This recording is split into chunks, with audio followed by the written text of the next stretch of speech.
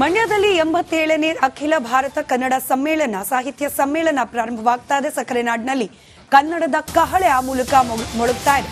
ಸಮ್ಮೇಳನವನ್ನು ಉದ್ಘಾಟಿಸಿದ್ದಾರೆ ಮುಖ್ಯಮಂತ್ರಿ ಸಿದ್ದರಾಮಯ್ಯ.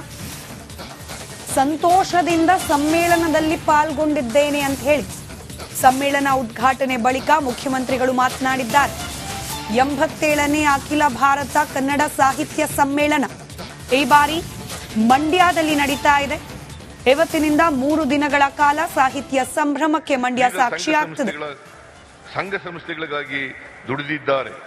ಗಾಂಧಿ ಗ್ರಾಮದಲ್ಲಿ ಸಮಾಜ ಶಿಕ್ಷಣವನ್ನು ಪಡೆದ ಗೋರೂಚ ಅವರು ಭೂದಾನ ಚಳುವಳಿ, ವಯಸ್ಕರ ಶಿಕ್ಷಣ, ಸೇವಾ ದಳಗಳಲ್ಲಿ ಕೆಲಸ ಮಾಡಿದ್ದಾರೆ. ಭಾರತ ಸ್ಕೌಟ್ಸ್ ಮತ್ತು ಗೈಡ್ಸ್ನ ಕೇಂದ್ರ ಕಚೇರಿಯಲ್ಲಿ ಕಮಿಷನರ್ ಆಗಿ ಸೇವೆ ಸಲ್ಲಿಸಿದ್ದಾರೆ. ಜಾನಪದ ಜಗತ್ತು, ಪಂಚಾಯತ್ ರಾಜ್ಯ, ಕನ್ನಡ ಸಾಹಿತ್ಯ ಪರಿಷತ್ತಿನ ಪತ್ರಿಕೆ ಮೊದಲಾದ ಪತ್ರಿಕೆಗಳಿಗೆ ಸಂಪಾದಕರಾಗಿ ವಿಶೇಷ ಸೇವೆ ಸಲ್ಲಿಸಿದ್ದಾರೆ. 1950ರಲ್ಲಿ ತಮ್ಮ ಊರಿನಲ್ಲಿ ತರುಣ ಸಂಘ ಸ್ಥಾಪಿಸಿ ಗ್ರಾಮದ ಅಭಿವೃದ್ಧಿಗೆ ಅಡಿಪಾಯ ಹಾಕಿಕೊಟ್ಟರು. 1956ರಲ್ಲಿ ಸಹಕಾರಿ ಬೇಸಾಯ ಸಂಘ ಸ್ಥಾಪಿಸಿ ಕಲ್ಲತ್ಗಿರಿ ಸಮೀಪ 300 ಎಕರೆ ಜಮೀನು ಪಡೆದು ಸಾಮೂಹಿಕ ವ್ಯವಸಾಯ ಮಾಡಿ ನೂರಾರು ಕುಟುಂಬಗಳಿಗೆ ಬದುಕು ಕಟ್ಟಿಕೊಳ್ಳಲು ನೆರವಾಗಿ ಗೊಂಡೇದಹಳ್ಳಿಯ ಕೀರ್ತಿ ಹೆಚ್ಚಿಸಿದರು. ರಾಜ್ಯದಲ್ಲಿ ಮೊಟ್ಟಮೊದಲ ಬಾರಿಗೆ ಅಖಿಲ ಕರ್ನಾಟಕ ಜಾನಪದ ಸಾಹಿತ್ಯ ಸಮ್ಮೇಳನವನ್ನು ತರೀಕೆರೆಯಲ್ಲಿ ನಡೆಸಿದ ಕೀರ್ತಿಯೂ ಸಹ ಇವರಿಗೆ ಸಲ್ಲುತ್ತದೆ. ಕನ್ನಡ ಸಾಹಿತ್ಯ ಪರಿಷತ್ತಿನ 18ನೇ ಅಧ್ಯಕ್ಷರಾಗಿ 3 ಕನ್ನಡ ಸಾಹಿತ್ಯ ಸಮ್ಮೇಳನವನ್ನು ಯಶಸ್ವಿಯಾಗಿ ನಡೆಸಿದ್ದರು. ಈ ಅವಧಿಯಲ್ಲಿ ಅನೇಕ ಮೌಲಿಕ ಗ್ರಂಥಗಳನ್ನು ಪ್ರಕಟಿಸಿದ್ದಾರೆ.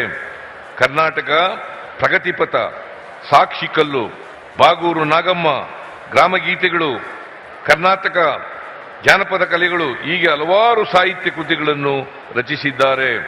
ನಮ್ಮ ಭಾಷೆ, ನಮ್ಮ ಸಂಸ್ಕೃತಿ ಪರಂಪರೆಗಳನ್ನು ಪ್ರತಿನಿಧಿಸುತ್ತದೆ. ವಿಶ್ವವೇ ಜಾಗತಿಕ ಹಳ್ಳಿಯಾಗಿ ಪರಿವರ್ತಿತವಾಗಿರುವ ಈ ಸಂದರ್ಭದಲ್ಲಿ ನಾವು ನಮ್ಮ ತನವನ್ನು ಉಳಿಸಿಕೊಳ್ಳುವ ಅಗತ್ಯತೆ ಹಿಂದೆಂದಿಗಿಂತಲೂ ಈಗ ಹೆಚ್ಚಿದೆ. ನುಡಿ ಬಿಟ್ಟರೆ ನಾಡು ಬಿಟ್ಟಂತೆ. ಭಾಷೆಗೇಡಿ ದೇಶಗೇಡಿಯೂ ಆಗುತ್ತಾನೆ. ಭಾಷೆಗೇಡಿ ದೇಶಗೇಡಿಯೂ ಆಗುತ್ತಾನೆ. ಇದು ಕುವೆಂಪು ಅವರು ಹೇಳಿರ್ತಕ್ಕಂಥ ಮಾತುಗಳು. ಓದು ಬರಹ ಭಾಷೆ ಬರವಣಿಗೆ ಎಲ್ಲವೂ ಪರಕೀಯವಾದರೆ ನಮ್ಮ ಮಾತೃಭಾಷೆಗೆ ಅಪಾಯ ತಪ್ಪಿದ್ದಲ್ಲ. ಯಾವುದೇ ಭಾಷೆಯ ಅಳಿವು ಆ ಭಾಷಾ ಸಮುದಾಯದ ಅಳಿವು ಆಗಿರುತ್ತದೆ. ಭಾಷೆ ಬೆಳೆಯುವುದು, ಉಳಿಯುವುದು ಅದನ್ನು ಬಳಸಿದಾಗ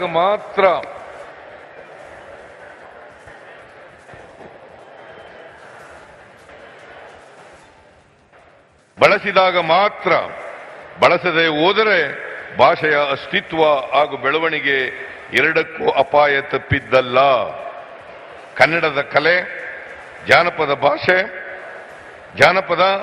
ಭಾಷೆ ಉದ್ಯೋಗದ ಜೊತೆಗೆ ಕನ್ನಡದ ಅಸ್ಮಿತೆಗೆ ಉಂಟಾಗಿರುವ ಸಮಸ್ಯೆಗಳನ್ನು ಗುರುತಿಸಿ ಹಾಗೂ ಅವುಗಳಿಗೆ ಪರಿಹಾರ ಕಂಡುಕೊಳ್ಳಲು ಸಾಹಿತ್ಯ ಸಮ್ಮೇಳನಗಳು ಮಹತ್ವದ ಕೊಡುಗೆ ನೀಡುತ್ತಾ ಬಂದಿವೆ. ಈ ಸಮ್ಮೇಳನವು ಈ ದಿಕ್ಕಿನಲ್ಲಿ ಕೆಲಸ ಮಾಡಲಿ. ಕನ್ನಡ ನೆಲದಲ್ಲಿ ಕನ್ನಡ ಭಾಷೆಯೇ ಸಾರ್ವಭೌಮ ಎಂಬುದನ್ನು ನೆನಪಿಟ್ಟುಕೊಳ್ಳಿ. ಅನ್ಯ ಭಾಷಿಕರೊಂದಿಗೆ ಅವರದೇ ಭಾಷೆಯಲ್ಲಿ ಮಾತನಾಡುವುದನ್ನು.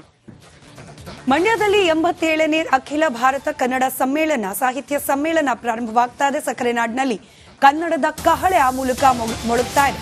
ಸಮ್ಮೇಳನವನ್ನು ಉದ್ಘಾಟಿಸಿದ್ದಾರೆ ಮುಖ್ಯಮಂತ್ರಿ ಸಿದ್ದರಾಮಯ್ಯ. ಸಂತೋಷದಿಂದ ಸಮ್ಮೇಳನದಲ್ಲಿ ಪಾಲ್ಗೊಂಡಿದ್ದೇನೆ ಅಂತ ಹೇಳಿ ಸಮ್ಮೇಳನ ಉದ್ಘಾಟನೆ ಬಳಿಕ ಮುಖ್ಯಮಂತ್ರಿಗಳು ಮಾತನಾಡಿದ್ದಾರೆ. 87ನೇ ಅಖಿಲ ಭಾರತ ಕನ್ನಡ ಸಾಹಿತ್ಯ ಸಮ್ಮೇಳನ ಈ ಬಾರಿ ಮಂಡ್ಯದಲ್ಲಿ ನಡೀತಾ ಇದೆ. ಇವತ್ತಿನಿಂದ 3 ದಿನಗಳ ಕಾಲ ಸಾಹಿತ್ಯ ಸಂಭ್ರಮಕ್ಕೆ ಮಂಡ್ಯ ಸಾಕ್ಷಿಯಾಗ್ತದೆ. ಸಂಘ ಸಂಸ್ಥೆಗಳಿಗಾಗಿ ದುಡಿದಿದ್ದಾರೆ. ಗಾಂಧಿ ಗ್ರಾಮದಲ್ಲಿ ಸಮಾಜ ಶಿಕ್ಷಣವನ್ನು ಪಡೆದ ಗೋರೂಚ ಅವರು ಭೂದಾನ ಚಳುವಳಿ, ವಯಸ್ಕರ ಶಿಕ್ಷಣ, ಸೇವಾ ದಳಗಳಲ್ಲಿ ಕೆಲಸ ಮಾಡಿದ್ದಾರೆ.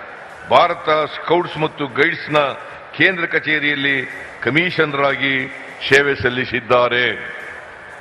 ಜಾನಪದ ಜಗತ್ತು, ಪಂಚಾಯತ್ ರಾಜ್ಯ, ಕನ್ನಡ ಸಾಹಿತ್ಯ ಪರಿಷತ್ತಿನ ಪತ್ರಿಕೆ ಮೊದಲಾದ ಪತ್ರಿಕೆಗಳಿಗೆ ಸಂಪಾದಕರಾಗಿ ವಿಶೇಷ ಸೇವೆ ಸಲ್ಲಿಸಿದ್ದಾರೆ. 1950ರಲ್ಲಿ ತಮ್ಮ ಊರಿನಲ್ಲಿ ತರುಣ ಸಂಘ ಸ್ಥಾಪಿಸಿ ಗ್ರಾಮದ ಅಭಿವೃದ್ಧಿಗೆ ಅಡಿಪಾಯ ಹಾಕಿಕೊಟ್ಟರು.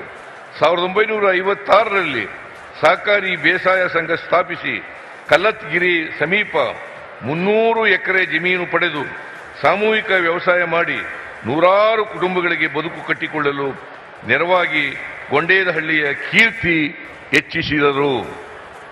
ರಾಜ್ಯದಲ್ಲಿ ಮೊಟ್ಟ ಮೊದಲ ಬಾರಿಗೆ ಅಖಿಲ ಕರ್ನಾಟಕ ಜಾನಪದ ಸಾಹಿತ್ಯ ಸಮ್ಮೇಳನವನ್ನು ತರೀಕೆರೆಯಲ್ಲಿ ನಡೆಸಿದ ಕೀರ್ತಿಯೂ ಸಹ ಇವರಿಗೆ ಸಲ್ಲುತ್ತದೆ. ಕನ್ನಡ ಸಾಹಿತ್ಯ ಪರಿಷತ್ತಿನ 18ನೇ ಅಧ್ಯಕ್ಷರಾಗಿ 3 ಕನ್ನಡ ಸಾಹಿತ್ಯ ಸಮ್ಮೇಳನವನ್ನು ಯಶಸ್ವಿಯಾಗಿ ನಡೆಸಿದ್ದರು. ಈ ಅವಧಿಯಲ್ಲಿ ಅನೇಕ ಮೌಲಿಕ ಗ್ರಂಥಗಳನ್ನು ಪ್ರಕಟಿಸಿದ್ದಾರೆ. ಕರ್ನಾಟಕ ಪ್ರಗತಿಪಥ, ಸಾಕ್ಷಿಕಲ್ಲು, ಬಾಗೂರು ನಾಗಮ್ಮ, ಗ್ರಾಮಗೀತೆಗಳು, ಕರ್ನಾಟಕ ಜಾನಪದ ಕಲೆಗಳು ಹೀಗೆ ಹಲವಾರು ಸಾಹಿತ್ಯ ಕೃತಿಗಳನ್ನು ರಚಿಸಿದ್ದಾರೆ. ನಮ್ಮ ಭಾಷೆ, ನಮ್ಮ ಸಂಸ್ಕೃತಿ ಪರಂಪರೆಗಳನ್ನು ಪ್ರತಿನಿಧಿಸುತ್ತದೆ. ವಿಶ್ವವೇ ಜಾಗತಿಕ ಹಳ್ಳಿಯಾಗಿ ಪರಿವರ್ತಿತವಾಗಿರುವ ಈ ಸಂದರ್ಭದಲ್ಲಿ ನಾವು ನಮ್ಮ ತನವನ್ನು ಉಳಿಸಿಕೊಳ್ಳುವ ಅಗತ್ಯತೆ ಹಿಂದೆಂದಿಗಿಂತಲೂ ಈಗ ಹೆಚ್ಚಿದೆ. ನುಡಿ ಬಿಟ್ಟರೆ ನಾಡು ಬಿಟ್ಟಂತೆ. ಭಾಷೆಗೇಡಿ ದೇಶಗೇಡಿಯೂ ಆಗುತ್ತಾನೆ. ಭಾಷೆಗೇಡಿ ದೇಶಗೇಡಿಯೂ ಆಗುತ್ತಾನೆ. ಇದು ಕುವೆಂಪು ಅವರು ಹೇಳಿರ್ತಕ್ಕಂಥ ಮಾತುಗಳು. ಓದು ಬರಹ ಭಾಷೆ ಬರವಣಿಗೆ ಎಲ್ಲವೂ ಪರಕೀಯವಾದರೆ ನಮ್ಮ ಮಾತೃಭಾಷೆಗೆ ಅಪಾಯ ತಪ್ಪಿದ್ದಲ್ಲ. ಯಾವುದೇ ಭಾಷೆಯ ಅಳಿವು ಆ ಭಾಷಾ ಸಮುದಾಯದ ಅಳಿವು ಆಗಿರುತ್ತದೆ.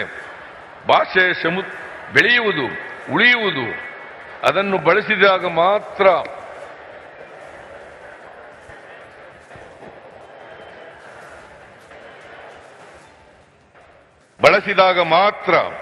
ಬಳಸದೆ ಹೋದರೆ ಭಾಷೆಯ ಅಸ್ತಿತ್ವ ಹಾಗೂ ಬೆಳವಣಿಗೆ ಎರಡಕ್ಕೂ ಅಪಾಯ ತಪ್ಪಿದ್ದಲ್ಲ.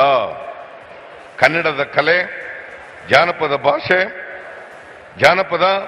ಭಾಷೆ ಉದ್ಯೋಗದ ಜೊತೆಗೆ ಕನ್ನಡದ ಅಸ್ಮಿತೆಗೆ ಉಂಟಾಗಿರುವ ಸಮಸ್ಯೆಗಳನ್ನು ಗುರುತಿಸಿ ಹಾಗೂ ಅವುಗಳಿಗೆ ಪರಿಹಾರ ಕಂಡುಕೊಳ್ಳಲು ಸಾಹಿತ್ಯ ಸಮ್ಮೇಳನಗಳು ಮಹತ್ವದ ಕೊಡುಗೆ ನೀಡುತ್ತಾ ಬಂದಿವೆ.